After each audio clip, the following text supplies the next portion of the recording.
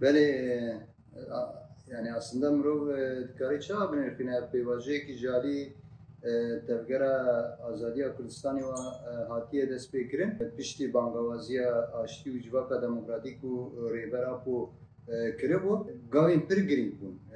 Aslında gavên dîrokî hatin avêtin ji destpêka pêvajoyê ve bangewazî ve her hemleyekî, her gavekî jarî tevgera azadiya Kurdistanê ve hatiye avêtin aslında gavên pir dîrokî ne. Mihra xwe dikarê li esrekî bixe di vê astêdane û di vê alî de jî pir yani bi niyet û bi armancekî pir baş bi armancekî zelal aslında ev gav tên avêtin. Gavekî ku îro jî wekî daxuyanî de hatiye nîşandan û ku nuh bûye yani ev gavên ku îro hat daxuyanî kirin ne gavekî ku nuh îro dest pê kiriye dibêjin daxuyanî de wisa derbas dibe yani gerîlayên ji Bakurê Kurdistanê tên kişandin. Yani xwe zaten gruba ku gihîştibûn Kandîlê jî ser dîmenî derketibûn. Yani aslında bi daxuyaniyê ji aliyê tevgera azadiya Kurdistanê ve ev pêvajo dimeşe nesekiniye. Gav bi gav, dem bi dem gavên ku tên avêtin tenê eşkere kirin. Lê niha civak jî em wek ma dişopîne, em nav civakî de jî em dipirsin. Her tim ev yek ji me têpirsin. Gelo muqabilî wî çi heye? Yani beramberî wî çi gav tên avêtin?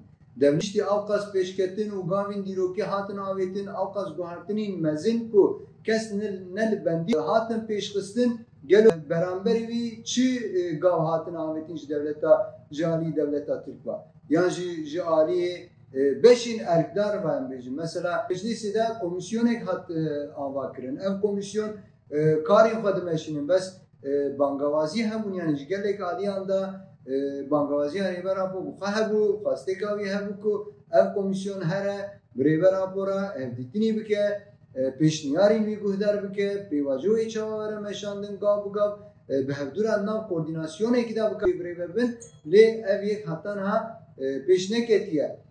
Yani em dibînin ku aslında ev gavên ku tên avêtin pîşî bêjim yani dema tevgera azadiya Kurdistanê van gavana davêjî ji bo ku li beramberî wî benda tiştekî ye di daxuyanî de ji ev tiştê gotin yani ne ku ev gavên tên avêtin ev guhartinên ku tên meşandin hem de asla rêbaza têkoşînê de hem de asla şerrên ku niha dimeşê de tên avêtin ne ji bo ku acaba beramberî wî tiştek wê bibe yan nebe. Aslında pêvajiyekî nû ya guhartinê têkoşînê tê vekirin.